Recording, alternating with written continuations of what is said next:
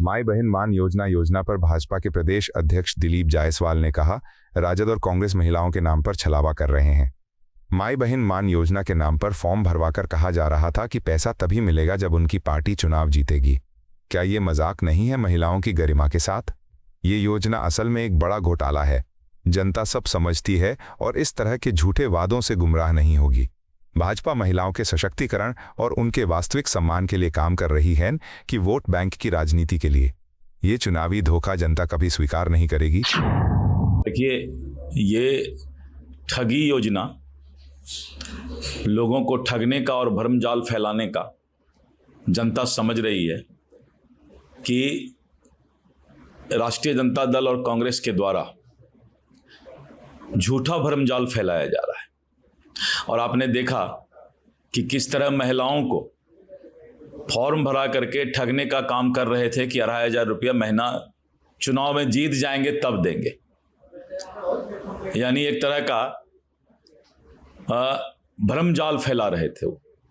लेकिन नीतीश कुमार जी ने फैसला लिया कि जो 2,500 रुपया वो चुनाव में जीतेंगे तब देंगे बोल रहा है।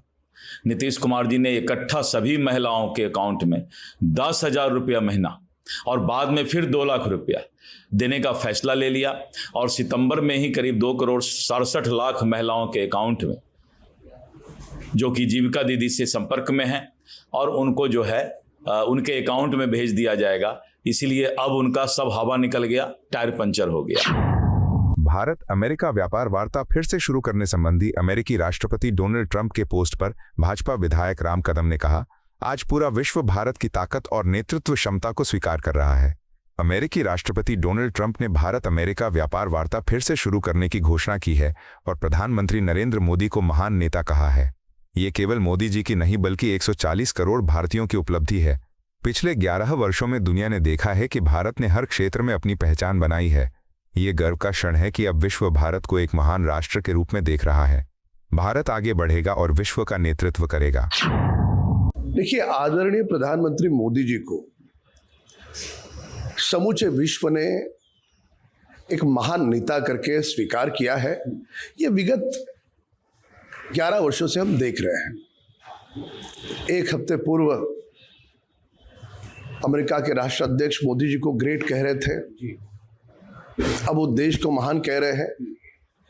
ये 144 करोड़ भारतीयों का सीना चौड़ा होने वाली बात है। ये भारत के गौरव की बात है।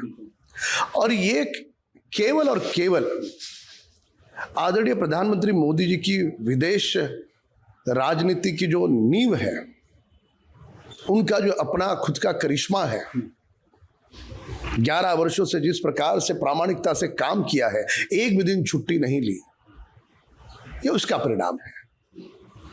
और हम बार बार दोहरा रहे हैं कि भारत विश्वगुरु बनेगा बनेगा और बनेगा। और मोदी जी भारत को अब विश्व की सबसे बड़ी अर्थव्यवस्था, हम तीसरे नंबर पर बहुत ही जल्द आएंगे। तो ये सारी बातें दर्शाती है कि विगत 11 वर्षों में आदरणीय प्रधानमंत्री मोदी जी की जो तपश्चर्या है, उनके जो परिश्रम है, उनके जो विदेश दौरे हैं, उनसे अब विश्व के सारे नेता प्रभावित हो गए। और अमेरिका जैसा देश, बड़ा देश, उनके राष्ट्राध्यक्ष का ये वक्तव्य, ये साधारण वक्तव्य नहीं है। तो हर भारतीय के लिए ये गौरव की बात है। भाजपा विधायक श्रेयसी सिंह ने कहा, युवा मोर्चा किसी भी राजनीतिक दल की रीढ़ होता है। राजनीति में युवाओं की भूमिका केवल भविष्य की नहीं बल्कि वर्तमान की ताकत भी है। भाजपा का इतिहास गवाह है कि हमारे अधिकांश शीर्ष नेता युवा मोर्चा से ही निकले हैं। हाल ही में आयोजित प्रशिक्षण सत्र में विभिन्न विषयों पर चर्चा हुई और युवाओं को नेतृत्व, संगठन और राष्ट्र निर्माण की दिशा में प्रशिक्षित किया गया। मुझे गर्व है कि भाजपा युवाओं को अवसर और मार्गदर्शन देने वाली सबसे बड़ी पार्टी है। युवा शक्ति ही भारत को विश्व गुरु बनाएगी। देखिए, युवा मोर्चा किसी भी पार्टी के लिए एक बहुत ही मजबूत मोर्चा होता है। युवाओं को लेकर लोग अक्सर राजनीति करते हैं, लेकिन युवाओं को की राजनीति में भूमिका बहुत अहम है। और ये राजनीतिक भूमिका युवाओं की जो होती है वो किसी भी पार्टी की युवा मोर्चा के माध्यम से तय होती है। आज भारतीय जनता पार्टी का आप शीर्ष नेतृत्व, नेशनल लीडरशिप देख लीजिए या स्टेट लीडरशिप देख लीजिए, कहीं ना कहीं अधिकांश लोग युवा मोर्चा से होकर आए हैं। तो युवा मोर्चा का एक प्रशिक्षण था, अनेकों वर्ग में इसमें अलग अलग टॉपिक्स के ऊपर चर्चा हुई, लोग प्रशिक्षित हुए। भारतीय जनता पार्टी के युवा कार्यकर्ता की क्या भाषा शैली, क्या कार्यशैली होनी चाहिए, उसके ऊपर विचार विमर्श हुआ, उसके ऊपर प्रशिक्षण दी गई। मुझे पूरा यकीन है कि भाई अभिषेक जी के नेतृत्व में जमुई जिला का ये जो युवा मोर्चा की जो टीम बनी है, एक बहुत ही मजबूत टीम रहेगी और ये आने वाले चुनाव में मेन टीम से भी बढ़कर काम करेगी। आप विधायक महराज मलिक पर भारतीय युवा कांग्रेस के राष्ट्रीय अध्यक्ष उदय भानु चिब ने कहा, किसी भी जनप्रतिनिधि को जनता के प्रति गरिमा और जिम्मेदारी निभानी चाहिए। विधायक महराज मलिक का मामला हमारे सामने है, लेकिन ये केवल एक व्यक्ति तक सीमित नहीं है। मेरा मानना है कि यदि जनता ने किसी को चुनकर विधानसभा भेजा है और करदाताओं के पैसे से वेतन दिया जा रहा है, तो उनका कर्तव्य है कि वे जनता का सम्मान करें, कि उनका अपमान। ये सिद्धांत केवल नेताओं पर नहीं बल्कि हर नागरिक पर लागू होता है। लोकतंत्र की ताकत आपसी सम्मान में है। एक रिप्रेजेंटेटिव को नहीं होना चाहिए जो लोगों से चुना हुआ है, एमएलए के लिए कहा ना, तो उनके ऊपर तो नहीं होना चाहिए जो लोगों ने चुन के जिसको एमएलए बनाया है, असेंबली में भेजा है। लेकिन मेरा मानना है कोई भी ऑफिस बेयर हो, चाहे वो आईएएस ऑफिसर है, चाहे केएस ऑफिसर है, या कोई भी अफसर है, उसको भी कोई हक नहीं बनता कि किसी भी इंसान को, एमएलए छोड़ो, जो भारत का या जम्मू कश्मीर का सिटीजन है, उसके साथ भी आप भद्र भाषा में कैसे इस्तेमाल कर सकते हो। आप लोगों की सेवा के लिए हो, आपको जो सैलरी मिलती है लोगों के टैक्स से मिलती है, कहीं आसमान से तो टपकती नहीं है। और जिन लोगों के टैक्स वाले पैसों से आप सैलरी ले रहे हो, उन्हीं का अपमान करोगे। मतलब मैं नेता की बात नहीं कर रहा, इवन एक आम आदमी की भी। अगर आज एक युवा किसी पुलिस स्टेशन चल जाता है या डीसी ऑफिस चल जाता है और वहां का कोई आईएएस ऑफिसर है या कोई दूसरा एडमिनिस्ट्रेटर है, वो उनके ऊपर भद्र टिप्पणी करेगा, तो क्या मतलब है।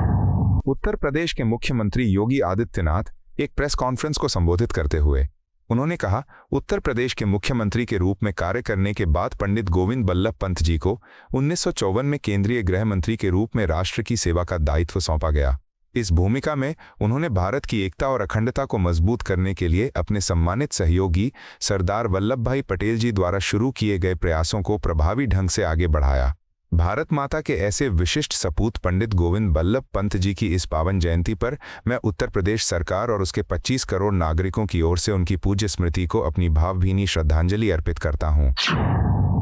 उत्तर प्रदेश में मुख्यमंत्री के रूप में कार्य करने के उपरांत 1954 में उन्हें भारत के गृह मंत्री के रूप में भारत की सेवा करने का अवसर प्राप्त हुआ। देश के गृह मंत्री के रूप में भी पंडित गोविंद बल्लभ पंत जी ने राजभाषा सूत्र के साथ ही लौह पुरुष सरदार वल्लभ भाई पटेल जी के द्वारा भारत की एकता, भारत की अखंडता के लिए जो प्रयास प्रारंभ किए गए थे, उन्हें बड़े प्रभावी ढंग से आगे बढ़ाने का कार्य किया। ऐसे भारत माता के सपूत पंडित गोविंद बल्लभ पंत जी का आज पावन जयंती है। इस अवसर पर उत्तर प्रदेश सरकार और उत्तर प्रदेश के 25 करोड़ जनता जनार्दन की ओर से मैं पंडित गोविंद बल्लभ पंत जी के पावन स्मृतियों को नमन करते हुए अपनी विनम्र श्रद्धांजलि अर्पित करता हूं। कांग्रेस नेता उदित राज ने नवनिर्वाचित उपराष्ट्रपति सीपी राधाकृष्णन को शुभकामनाएं दी। उन्होंने कहा, यह लोकतंत्र की खूबसूरती है कि अलग अलग वैचारिक पृष्ठभूमि से आने वाले लोग भी सर्वोच्च पदों पर पहुंचते हैं। उनका वैचारिक ढांचा भले ही आरएसएस से जुड़ा रहा हो, लेकिन इस गरिमामय पद पर बैठकर राष्ट्रहित सर्वोपरि होना चाहिए। मुझे विश्वास है कि वे निष्पक्ष रहकर सभी दलों और नागरिकों की आवाज को समान रूप से सुनेंगे और संविधान की मर्यादा का पालन करेंगे। लोकतंत्र की मजबूती के लिए ये बेहद जरूरी है। बात तो सच है, बधाई देता हूँ। और सीपी राधाकृष्णन की अपब्रिंगिंग, आइडियोलॉजिकल जो फ्रेमवर्क है आरएसएस से है। तो उम्मीद करता हूं कि आरएसएस की आइडियोलॉजी से ऊपर उठ करके देश चलाने की सोच से काम करेंगे। और संसद सबकी है, देश की है, सभी संगठन का, सभी पार्टियों का है।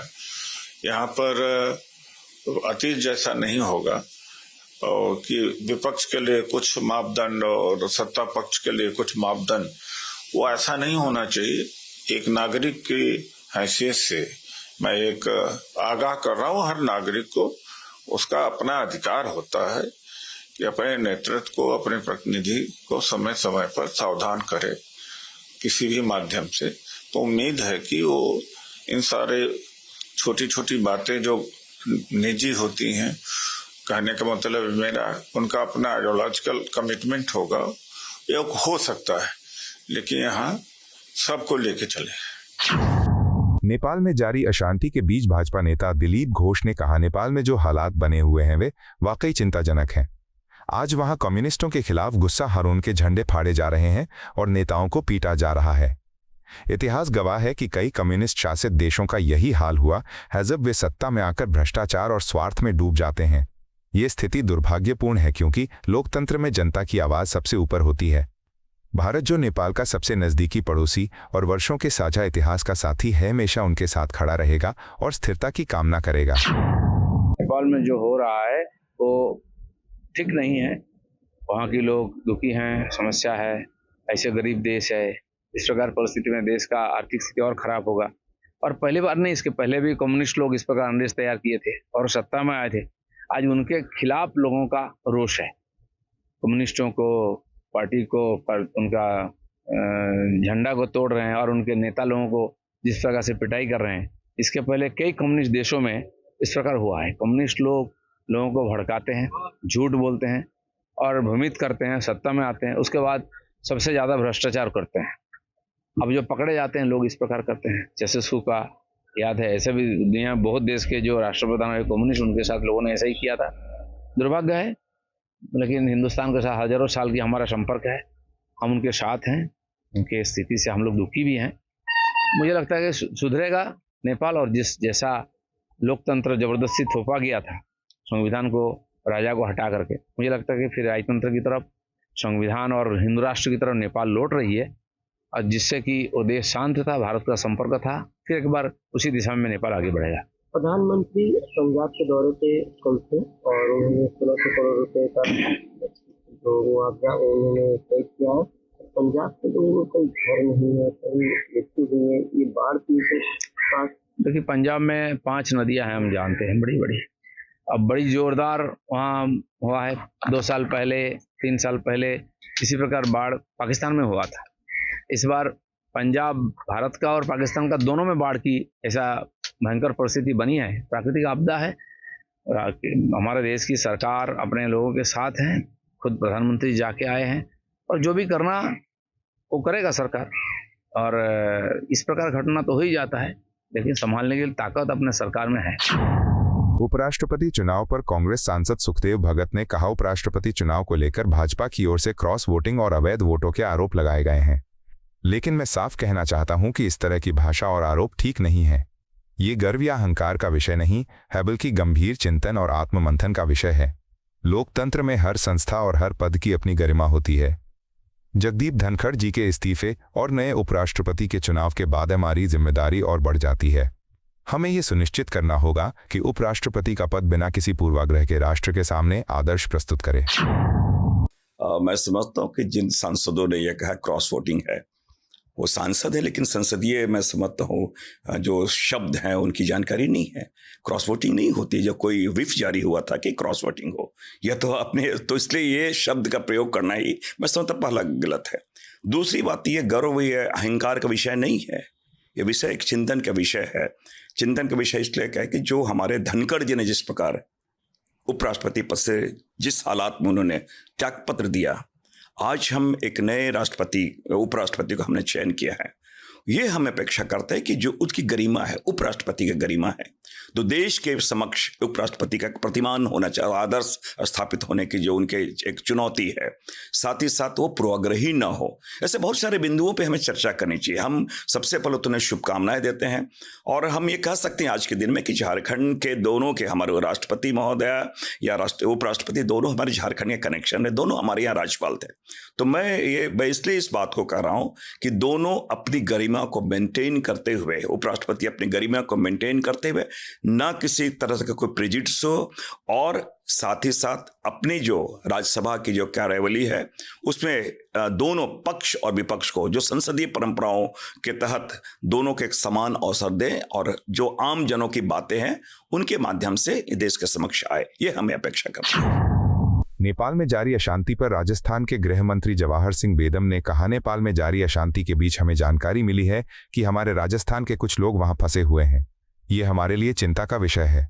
मुख्यमंत्री भजनलाल शर्मा जी ने तुरंत निर्देश दिए हैं कि राज्य के सभी नागरिकों को सुरक्षित बाहर निकाला जाए। हमारी प्राथमिकता है कि हर व्यक्ति सुरक्षित रूप से अपने घर पहुंचे। राहत कार्य शुरू हो चुके हैं और कुछ लोग पहले ही वापस लौट चुके हैं। हम लगातार स्थिति पर नजर रखे हुए हैं और केंद्र सरकार से भी समन्वय कर रहे हैं। राजस्थान सरकार अपने नागरिकों की सुरक्षा के लिए प्रतिबद्ध है। नेपाल के लिए हमारे भारत से लोग भगवान श्री पशुपतिनाथ जी के दर्शन करने के लिए जाते रहे हैं और जिस तरह के हालात नेपाल में पैदा हुए हैं कि वहाँ एक अराजकता का माहौल है, जनता उठ खड़ी हुई है, वहाँ के पीएम हाउस और दूसरी जो प्रमुख जगह हैं उनमें आगजनी की घटनाएं हुई हैं। हमारे राजस्थान के निवासियों को फंसने की सूचना कल प्राप्त हुई और प्रदेश के यशस्वी मुख्यमंत्री आदरणीय भजनलाल शर्मा जी ने तात्कालिक रूप से उनकी हर संभव मदद कर उनको सुरक्षित राजस्थान लाने के संबंधित को निर्देश दे दिए गए हैं। सरकार हालात पर नजर बनाए हुए है और हम उनकी पूरी मदद करके सुरक्षित राजस्थान लाने का पूरी कार्रवाई करेंगे।